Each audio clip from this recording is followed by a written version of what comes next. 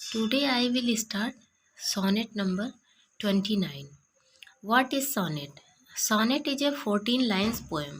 Sonnet जो होती है वो 14 लाइन की पोएम्स होती है और इसमें प्रॉब्लम्स एंड सॉल्यूशन बताया गया होता है। सोनेट को सबसे पहले 13th सेंचुरी में एक पोएट ने इसको खोज किया था जिसका नाम था गियाकोमो दे लेंतिनी ने। बट इसको फेमस जो किया गया था वो पेट्रॉर के द्वारा किया गया था और उन्होंने फॉर हिज बिलवर्ड लॉरा के लिए। पेट्रार्कन सोनेट में ऑक्टेव एंड सिस्ट्रेस होता है। 8 लाइन और 6 लाइन की पोएम होती है। 14 लाइन्स होती है और इसका राइमिंग स्कीम होता है ABBA CDE CDE या CDE या DCE। और इसमें जो होता है वोल्टा का यूज किया गया होता है। यह वोल्टा इटालियन लैंग्वेज है। इसका मतलब होता है term of thought.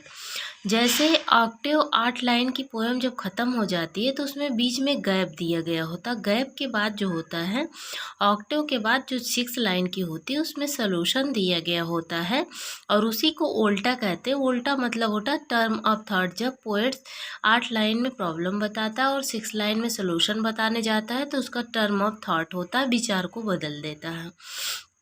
First time in Italian after English. पहले जो है ये इटालियन सोनेट आया था और बाद में इंग्लिश सोनेट आया था।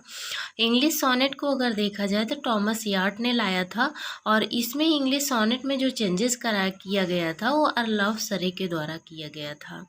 और जो इंग्लिश सोनेट को शेक्सपियरियन सोनेट भी कहते हैं और कभी कभी इसे एलिजाबेथन सोनेट भी कहते हैं। और इसमें क्वार्टरन एंड कपलेट होता है। क्वार्टरन 4 लाइन्स होता है, कपलेट 2 लाइन्स की होती है। इसकी राइमिंग स्कीम होती है ABBA CD EF GG।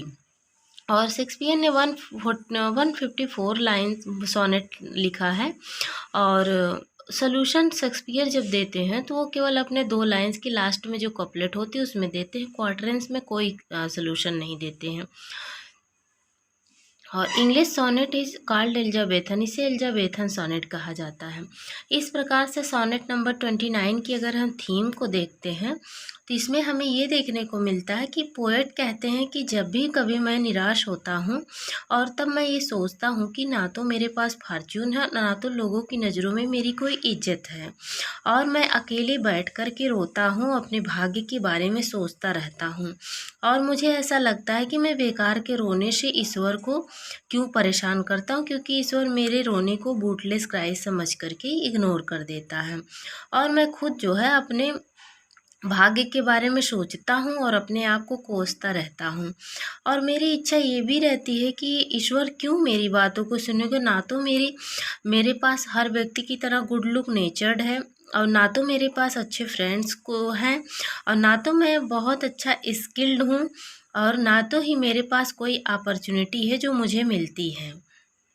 इस प्रकार से जब भी मैं सोचता हूँ तो मैं अपने आप से भी नफ़रत करने जैसा लगता हूँ और मैं जब तुम्हारे बारे में सोचता हूँ तब जो है दिमाग मेरा लार्क पक्षी की तरह काम करने लगता है। जैसे कि मैं देखता हूँ कि लार्क पक्षी जो है दिन की शुरुआत होने से पहले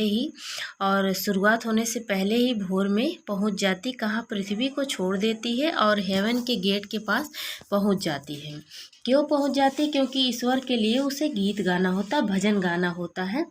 तो पोएट कहते हैं for thy sweet love remember. जब मैं तुम्हारे स्वीट लव के बारे में सोचता हूँ तो खुद को मैं बड़ा वेल्दी फील करता हूँ और मैं ये भी सोचता हूँ कि अगर मुझे कोई कहे ये भी कि तुम्हें राजा की गद्दी पर बैठा दिया जाए तो भी मैं मना कर दूँ।